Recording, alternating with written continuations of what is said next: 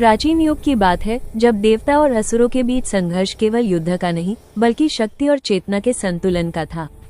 उसी कालखंड में एक असुर उत्पन्न हुआ, भस्मासुर।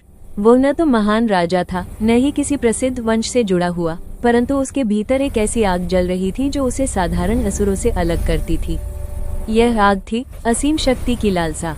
भस्मासुर ने बहुत जल्दी समझ लिया था कि शस्त्रों और सेनाओं से देवताओं को नहीं जीता जा सकता।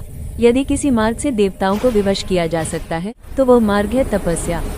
भस्मासुर ने यह भी जान लिया था कि देवों में एक ऐसे देव हैं जो भक्ति से शीघ्र प्रसन्न हो जाते हैं, भगवान शिव। शिव करुणा के सागर हैं, तपस्वियों के रक्षक हैं और वरदान देने में संकोच नहीं करते। यही बात भस्मासुर की आशा और योजना का केंद्र बन गई। उसने राज्य, सुख, वैभव सब कुछ त्याग दिया और शमशान भूमि को अपना तपोस्थल बनाया, क्योंकि वही भूमि शिव को प्रिय थी। उसकी तपस्या साधारण नहीं थी। उसने अन्न और जल का त्याग कर दिया। वर्षों तक उसने केवल वायु पर जीवन रखा। सूर्य की प्रचंड तपिश हो या मूसलधार वर्षा, भस्मासुर अपनी साधना से विचलित नहीं हुआ। समय के साथ उसका शरीर क्षीण होने लगा, मांस गलने लगा, त्वचा काली पड़ गई, पर उसकी इच्छा शक्ति और भी कठोर होती चली गई। उसने अपने शरीर पर भस्म मल ली, जटाएं बढ़ा ली और स्वयं को मृत्यु के निकट ले जाकर तपस्या करने लगा। कहा जाता है कि कभी वो एक पैर पर खड़ा होकर वर्षों तक तप करता, तो कभी उल्टा लटक कर। कभी वो अपने शरीर को अग्नि के समीप रख देता, तो कभी कांटों पर लेट जाता। उसकी तपस्या इतनी उग्र थी कि पृथ्वी तपने लगी, दिशाएं कांप उठी और आकाश में अशांति फैल गई। देवताओं के यज्ञों की अग्नि मंद पड़ने लगी, ऋषियों की समाधि भंग होने लगी और तीनों लोकों में एक अजीब सा भय फैल गया। देवताओं ने समझ लिया कि यह कोई साधारण तपस्या नहीं बल्कि सृष्टि के संतुलन के लिए खतरा बन चुकी है। अंततः वो क्षण आया जब कैलाश पर्वत तक इस तपस्या की तरंगे पहुंची। भगवान शिव, जो कभी किसी सच्चे तपस्वी की उपेक्षा नहीं करते, भस्मासुर की तपस्या से प्रसन्न हो गए। वे उसके सामने प्रकट हुए, शांत, स्थिर और दिव्य। उनके प्रकट होते ही समस्त वातावरण शीतल हो गया, मानो अग्नि पर अमृत गिर पड़ा हो। शिव को सामने देखकर भस्मासुर भूमि पर गिर पड़ा। उसकी आंखों से आंसू बहने लगे, पर ये आंसू पूर्ण विनम्रता के नहीं थे। इनमें सफलता और विजय की अनुभूति छिपी थी।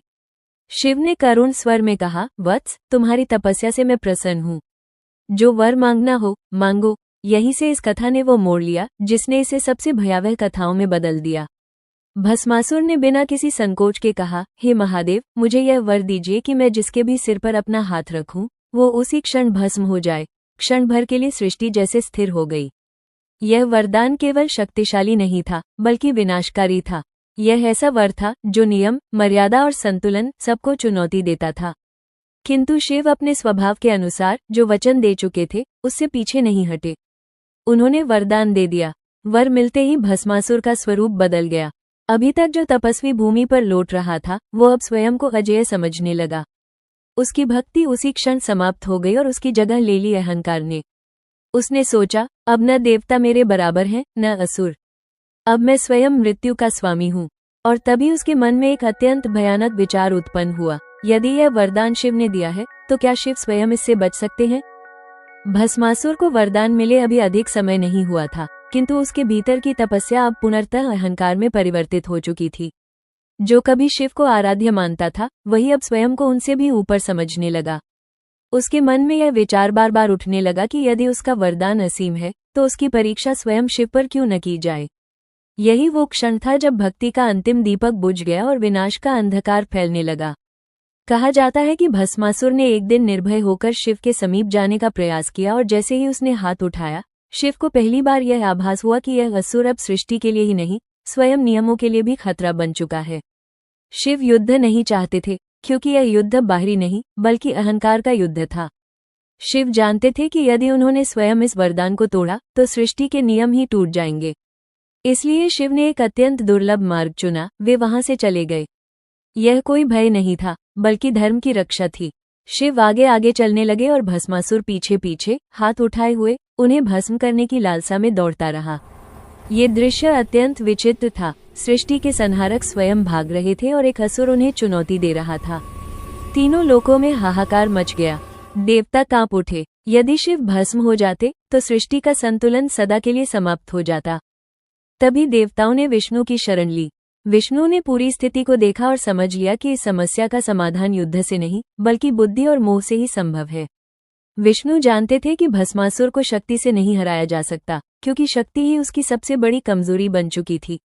तभी विष्णु ने वो रूप धारण किया जो स्वयं में एक रहस्य है, मोहिनी अवतार। मोहिनी कोई साधारण रूप नहीं थी, वो केवल सौंदर्य नहीं बल्कि माया की मूर्त अभिव्यक्ति थी। जैसे ही मोहिनी प्रकट हुई, उसका तेज, उसका सौंदर्य और उसकी चाल ने भस्मासुर के चित्त को पूरी तरह मोह लिया। जो असुर कुछ क्षण पहले शिव को भस्म करने को आतुर था, वही अब मोहिनी को देखकर अपनी दिशा ही भूल गया। मोहिनी ने भस्मासुर से कहा कि वो तभी उसके साथ नृत्य करेगी जब वो उसके हर चरण का अनुसरण करेगा। भस्मासुर, जो स्वयं को अजेय मान बैठा था, इस चुनौती को सहज मान बैठा। नृत्य प्रारंभ हुआ, धीमे, लयबद्ध, रहस्यमयी। मोहिनी जो भी मुद्रा बनाती, भस्मासुर उसी का अनुसरण करता। उसकी दृष्टि विवेक से हट चुकी थी और केवल मोह पर टिकी थी। और तभी वो निर्णायक क्षण आया।